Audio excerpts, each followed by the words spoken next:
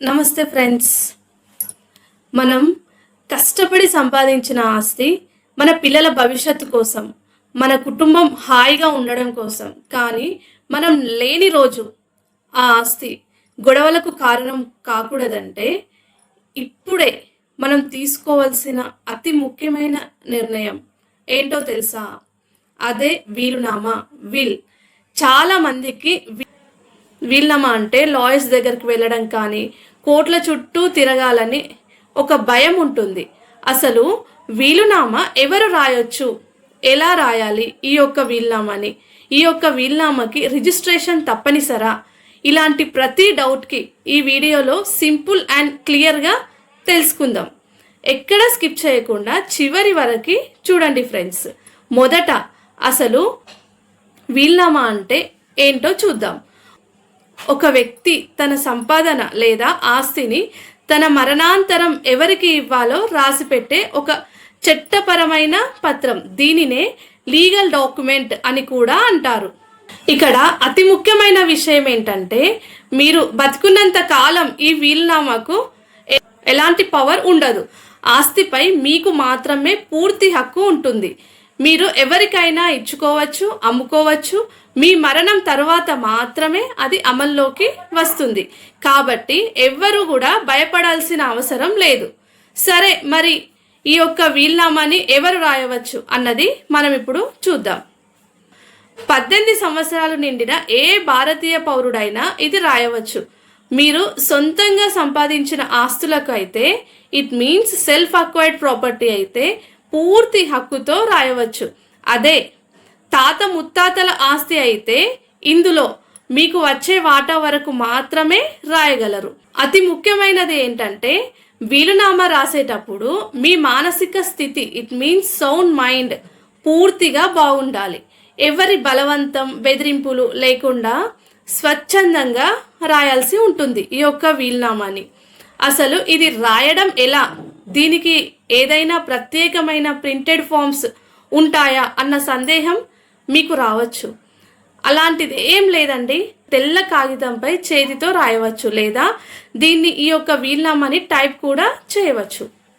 ఇందులో మెయిన్గా ఉండాల్సిన వివరాలు ఇవే. వివరాల నమోదు. మీ పేరు, వయస్సు, తండ్రి పేరు, చిరునామా స్పష్టంగా రాయాల్సి ఉంటుంది ఈ యొక్క వీలునామాలో. ఆస్తుల జాబితా.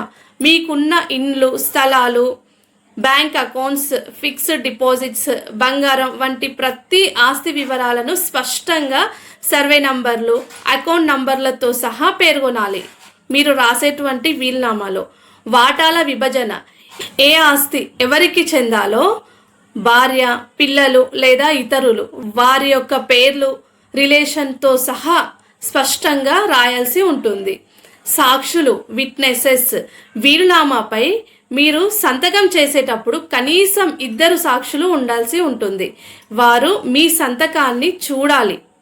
అలాగే మీరు పూర్తి స్పృహతోనే రాస్తున్నారని ధృవీకరిస్తూ వారు కూడా సంతకాలు చేయాల్సి ఉంటుంది.